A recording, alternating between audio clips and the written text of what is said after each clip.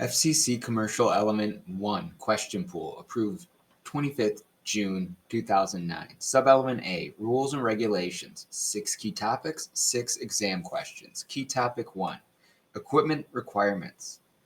1.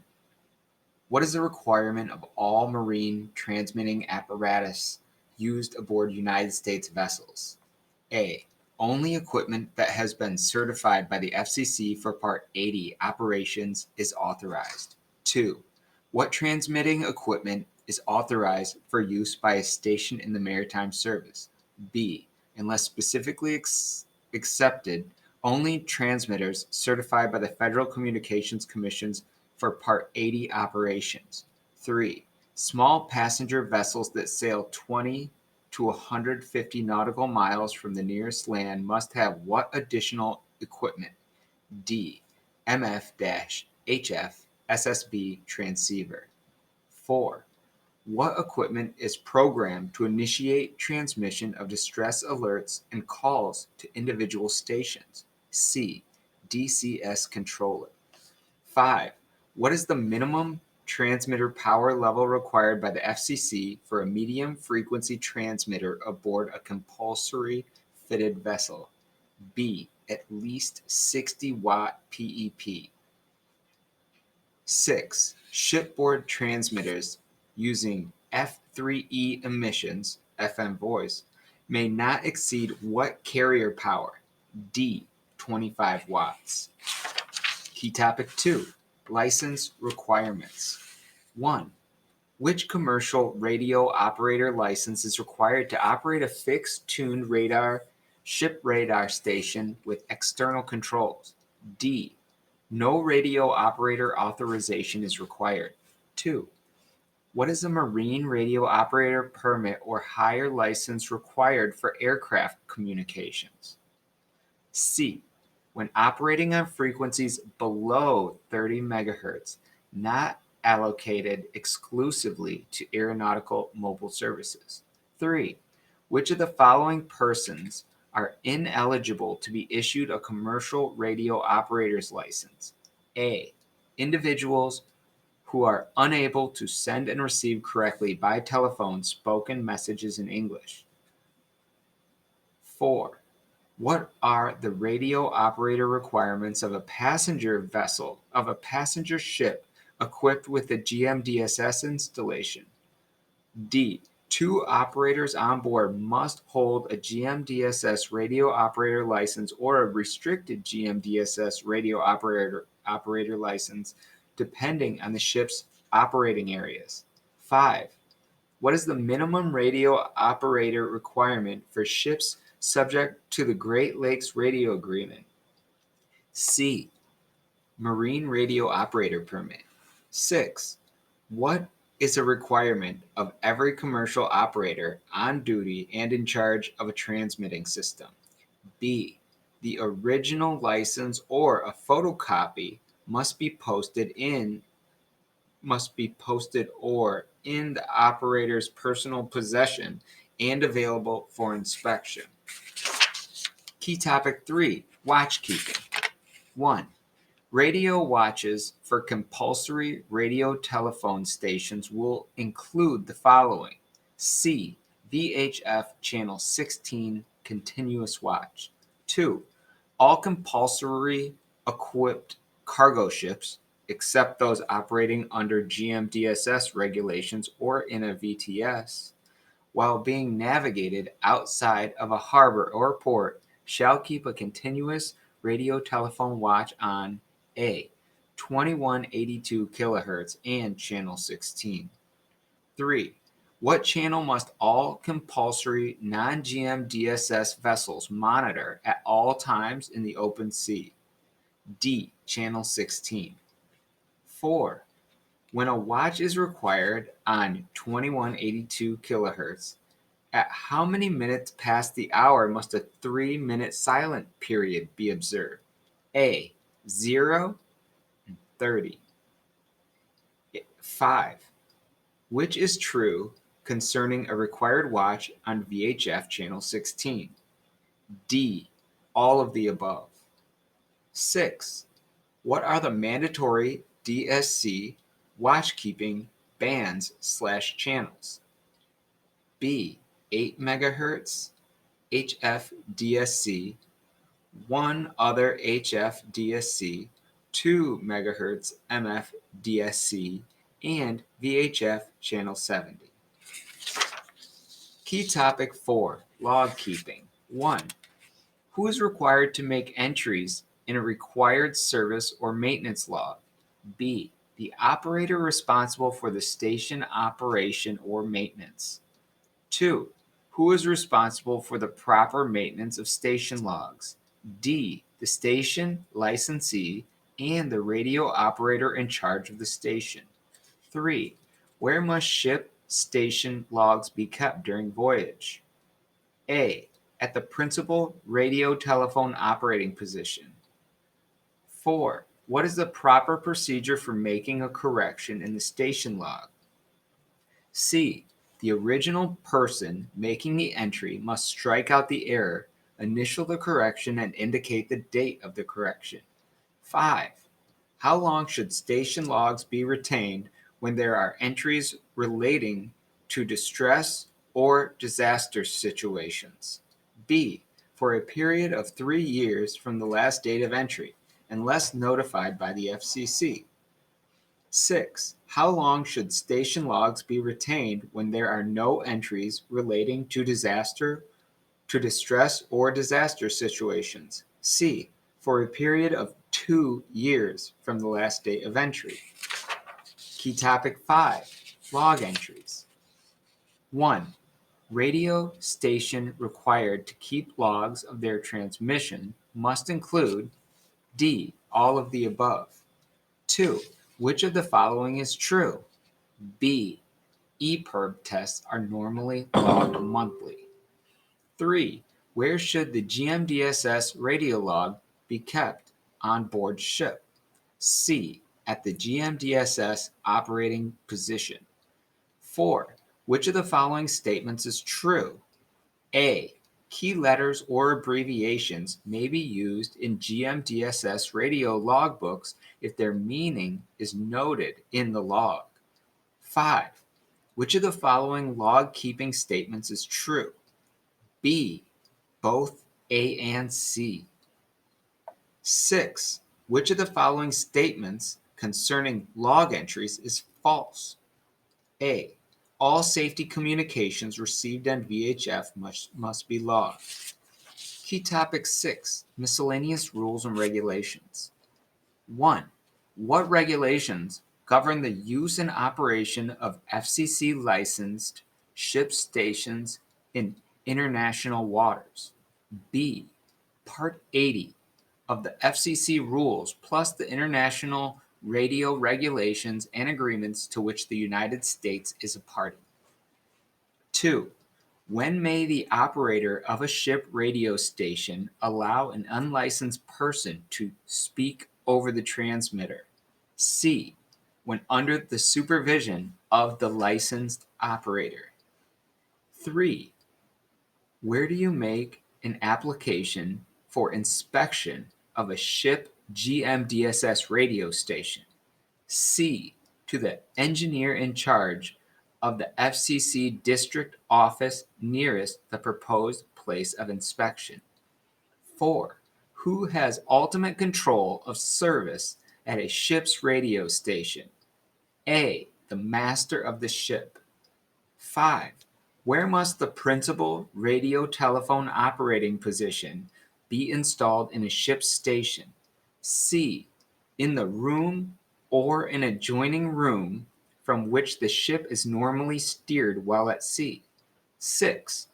By international agreement, which ships must carry radio equipment for the safety of life at sea? D.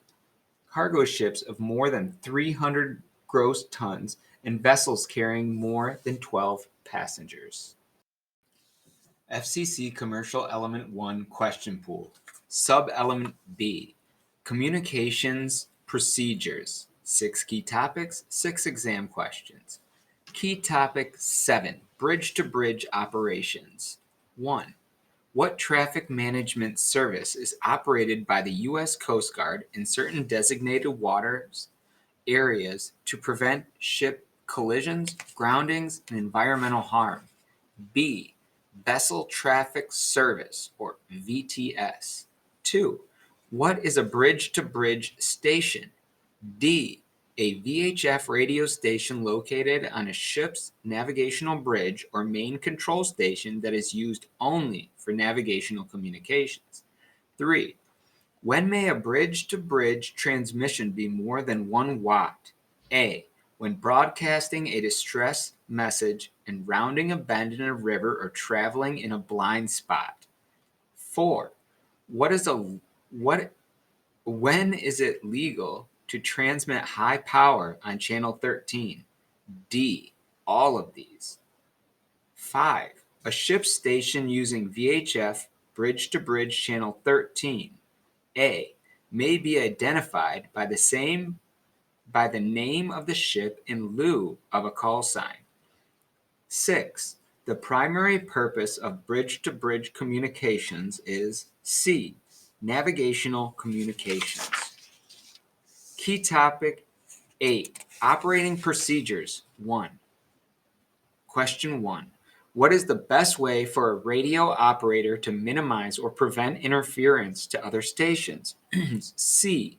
Determine that a frequency is not in use by monitoring the frequency before transmitting. 2. Under what circumstances may a coast station using telephony transmit a general call to a group of vessels? B. When announcing or preceding the transmission of distress, urgency, safety, or other important messages. 3. Who determines when a ship's stations may transmit routine traffic destined for a coast or government station in the maritime mobile service? C. Ship stations must comply with instructions given by the coast or government station. 4. What is required of a ship station which has established initial contact with another station on 2182 kHz or channel 16? A. The stations must change to an authorized working frequency for the transmission of messages. 5. How does a coast station notify a ship that it has a message for the ship? D. The coast station may transmit, at intervals, lists of call signs in alphabetical order for which they have traffic. 6.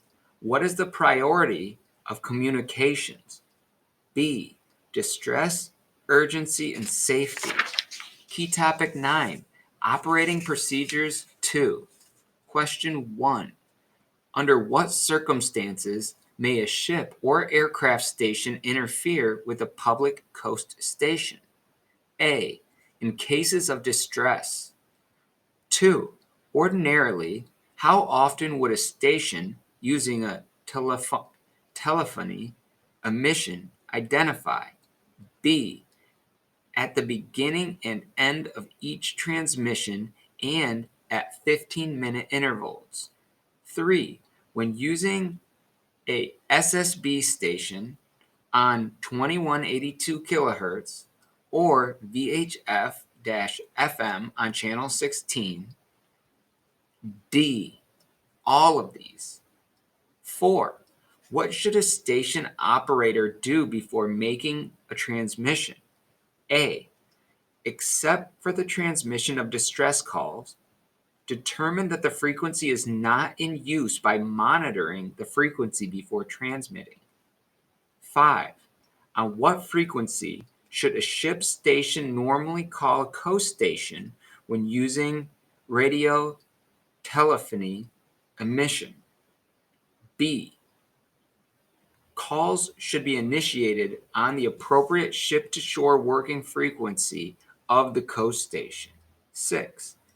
In the International Phonetic Alphabet, the letters E, M, and S are represented by the words C, Echo, Mike, Sierra. Key topic 10, distress communications. In 1. What information must be included in a distress message? D. All of the above. 2. What are the highest priority communications from ships at sea? C. Distress calls are highest and then communications preceded by urgency and then safety signals. 3. What is a distress communication? B. An internationally recognized communication indicating that the sender is threatened by grave and immediate danger and requests immediate assistance. 4. What is the order of priority of radio telephone communications in the maritime services? C. Distress calls and signals, followed by communications preceded by urgency and safety signals and all other communications. 5. The radio telephone distress call and message consists of D. All of the above. 6. What is distress traffic? A. All messages relative to the immediate assistance required by a ship, aircraft, or other vehicle threatened by grave or imminent danger, such as life and safety of persons on board or man overboard. Key topic 11. Urgency and safety communication. What is a typical urgency transmission? A request for medical assistance that does not rise to the level of a distress or critical weather transmission higher than safety. 2. What is the internationally recognized urgency call? B. The words "pon pon" spoken 3 times before the urgency call. 3. What is a safety transmission? A communications transmission which indicates that a station is preparing to transmit an important navigation or weather warning. 4. The urgency signal concerning the safety of a ship, aircraft, or person shall be sent only on the authority of C. Either master of ship or person responsible for mobile station. 5.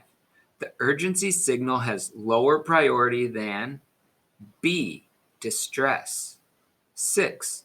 What safety signal call word is spoken 3 times, followed by the station call letters spoken 3 times to announce a storm warning, danger to navigation, or special aid to navigation? D. Securite. Key topic 12. GMDSS. Question 1. What is the fundamental concept of GMDSS? D. It is intended to automate and improve emergency communications in the maritime industry. 2. The primary purpose of the GMDSS is to C. Automate and improve emergency communications for the world's shipping industry. 3. What is the basic concept of GMDSS? D. All of these. 4. GMDSS is primarily a system based on D. Linking the search and rescue authorities ashore with shipping in the immediate vicinity of a ship in distress or in need of assistance. 5. What is the responsibility of vessels under GMDSS? C. Every ship is able to perform those communications functions that are essential for the safety of the ship itself and other ships. 6. GMDSS is required for which of the following? B. Soulless convention ships of 300 gross tons or more. FCC Commercial Element 1 Question Pool. Sub-Element C. Equipment Operations. 6 key topics, 6 exam questions. Key topic 13. VHF Equipment Controls. Question 1. What is the purpose of the INT-USA control setting on a VHF?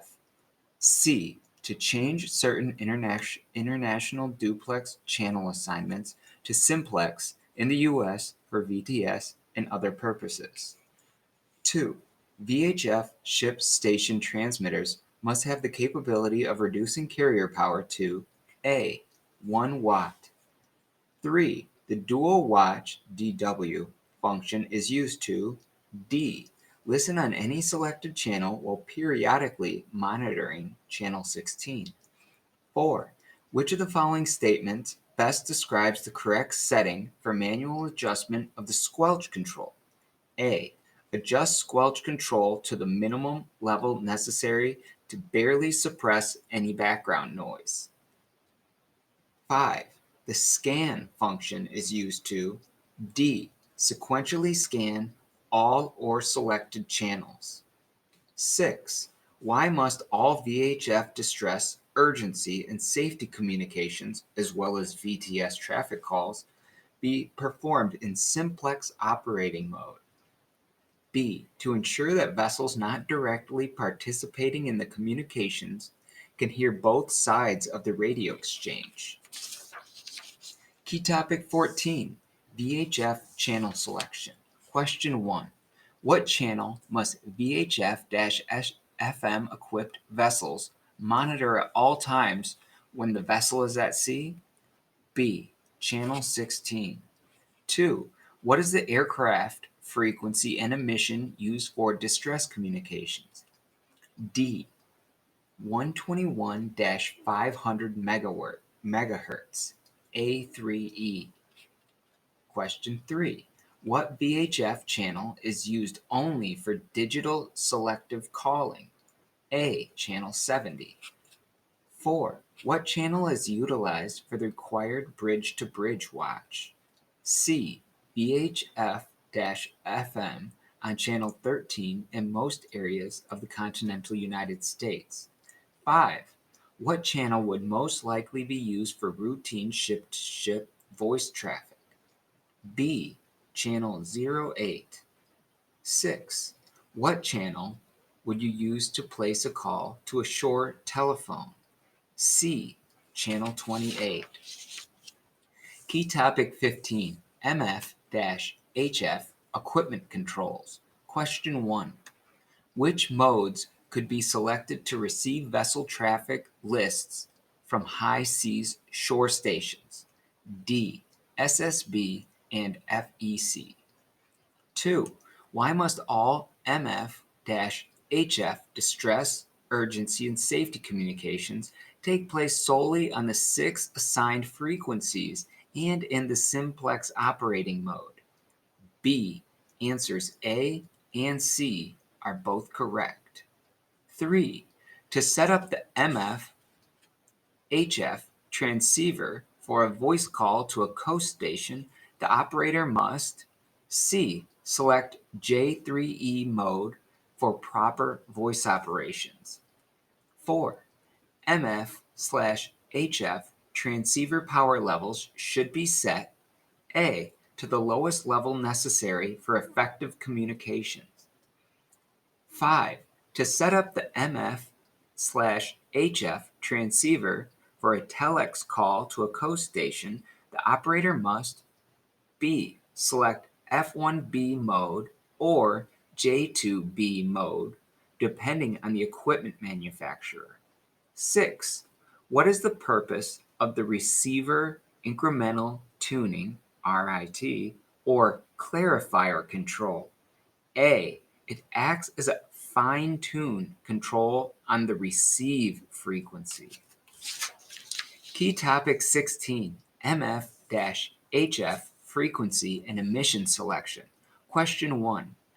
On what frequency would a vessel normally call another ship's station when using a radio telephony emission? B. On 2182 kHz or channel 16, unless the station knows that the called vessel maintains a simultaneous watch on another intership working frequency. 2. What is the MF radio telephony calling and distress frequency? C. 2182 kHz. 3. For general communications purposes, prepared frequencies are D. Normally used with public coast stations. 4. What emission must be used when operating on the MF distress and calling voice frequency? A. J3E single sideband telephony. 5. Which of the following defines high frequency ITU channel 1212? C. The 12th channel in the 12 megahertz band. 6. For general communications purposes, simplex frequencies are D.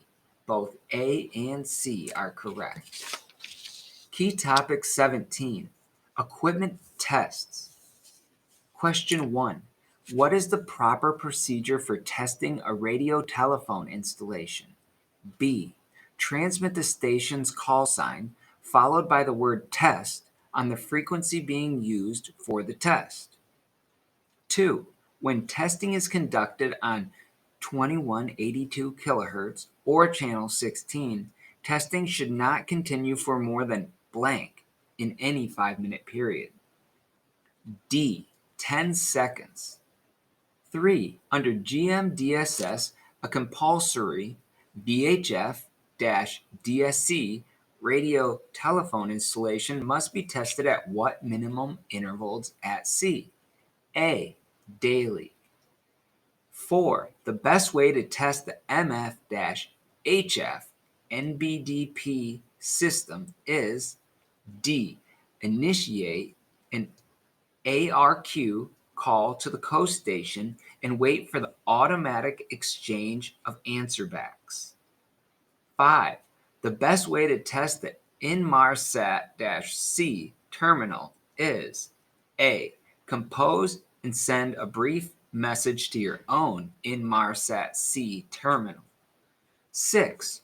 When may you test a radio telephone transmitter on the air? C. At any time, except during silent periods, as necessary to assure proper operation. Key topic 18. Equipment faults. Question 1.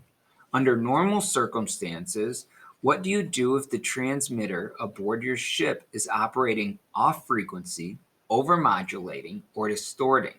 C. Stop transmitting. 2. Which would be an indication of proper operation of SSB transmitter rated at 60 watt PEP output? B.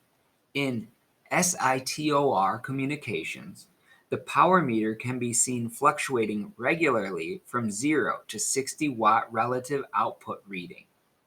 3. If a ship radio transmitter signal becomes distorted, C. Cease operations. 4. What would be an indication of a malfunction on a GMDSS station with the 24 VDC battery system? A. A constant 30-volt reading on the GMDSS console voltmeter. 5. Your antenna tuner becomes totally inoperative. What would you do to obtain operation on both the 8 MHz and 22 MHz frequency bands? D. Bypass the antenna tuner. Use a straight whip or wire antenna approximately 30 feet long. 6. Which of the following conditions would be a symptom of malfunction in a 2182 kilohertz radio telephone system that must be reported to the master, then logged appropriately? B. No indication of power output when speaking into the microphone. FCC Commercial Element 1 Question Pool. Sub-Element D. Other equipment. 6 key topics, 6 exam questions. Key topic 19. Antennas. What are the antenna requirements of a VHF telephony coast maritime utility or ship station? A. The shore or onboard antenna must be vertically polarized. 2. What is the antenna requirement of a radio telephone installation aboard a passenger vessel? B. The antenna must be vertically polarized and as non-directional and efficient as is practicable for the transmission and reception of ground waves over seawater. 3. What is the most common type of antenna for GMDSS VHF? D. None of the above. 4. What is the purpose of the antenna tuner? A. It alters the electrical characteristics of the antenna to match the frequency in use. 5. What advantage does a vertical whip have over a long wire? B. It radiates equally well in all directions. 6. A vertical whip antenna has a radiation pattern best described by C. A circle. Key topic 20. Power sources. For a small passenger vessel inspection, reserve power batteries must be tested. D. At intervals not exceeding 12 months or during the inspection. 2. What are the characteristics of the reserve source of energy under GMDSS? C. Must be independent of the ship's electrical system when the RSE is needed to supply power to the GMDSS equipment. 3. Which of the following terms is defined as a backup power source that provides power to radio installations for the purpose of conducting distress and safety communications when the vessel's main and emergency generators cannot? B. Reserve source of energy. 4. In the event of failure of the main and emergency sources of electrical power, what is the term for the source required to supply the GMDSS Council with the power for conducting distress and other radio communications? C. Reserve source of energy. 5. What is the requirement for emergency and reserve power in GMDSS radio installations? D. All newly constructed ships under GMDSS must have both emergency and reserve power sources for radio communications. 6. What is the meaning of reserve source of energy? A. The supply of electrical energy sufficient to operate the radio installations for the purpose of conducting distress and safety communications in the event of failure of the ship's main and emergency sources of electrical power. Key topic 21, EPBs. Question 1. What is an EPB? A. A battery-operated emergency position indicating radio beacon that floats free of a sinking ship. 2. When are EPB batteries changed? B. After emergency use or within the month and year replacement date printed on the EPB. 3. If a ship sinks, what device is designed to float free of the mothership is turned on automatically and transmits a distress signal? A. An emergency position indicating radio beacon. 4. How do you cancel a false EPB distress alert? C. Notify the Coast Guard or Rescue Coordinator Center at once. 5. What is the COSPAS-SAR-SAT system? B. An international satellite-based search and rescue system. 6. What is an advantage of a 406 megahertz satellite EPB? D. All of the above. Key topic 22. SARTs. In which frequency band does a search and rescue transponder operate? D. 9 gigahertz. How should the signal from a search and rescue radar transponder appear on a radar display? C. A series of 12 equally spaced dots. 3. What is the purpose of the SART's audible tone alarm? A. It informs survivors that assistance may be nearby. 4. Which statement is true regarding the SART? D. This is a 9 gigahertz transponder capable of being received by the vessel's X-band navigational radar system. 5. At what point does an SRT begin transmitting? C. If it has been placed in the on position, it will respond when it has been interrogated by a 9 gigahertz radar signal. 6. How can a SART's effective range be maximized? B. The SART should be held as high as possible. Key topic 23. Survival Craft VHF. Question 1. Which statement is not true regarding the requirements of survival craft portable two-way VHF radio telephone equipment? C. Operates simplex on channel 70 and at least one other channel. 2. Which statement is not true regarding the requirements of survival craft portable two-way VHF radio telephone equipment? A. Operation on channel 13. 3. With what other stations may portable survival craft transceivers communicate? D. All of the above. 4. Equipment for radio telephony used in survival craft stations under GMDSS must have what capability? A. Operation on channel 16. 5. Equipment for radio telephony used in survival craft stations under GMDSS must have what characteristic? D. All of these. 6. What is the minimum power of the SCT? B. 1 watt. Key topic 24. NavText. NavText broadcasts are sent B. in categories of messages indicated by a single letter or identifier. 2. MSI can be obtained by one or more of the following. D. All of the above. 3. Which of the following is the primary frequency that is used exclusively for NavText broadcasts internationally? A. 518 kilohertz. D. What means are used to prevent the reception of unwanted broadcasts by vessels utilizing the NavText system? C. Programming the receiver to reject unwanted broadcasts. 5. When do NavText broadcasts typically achieve maximum transmitting range? B. Middle of the night. 6.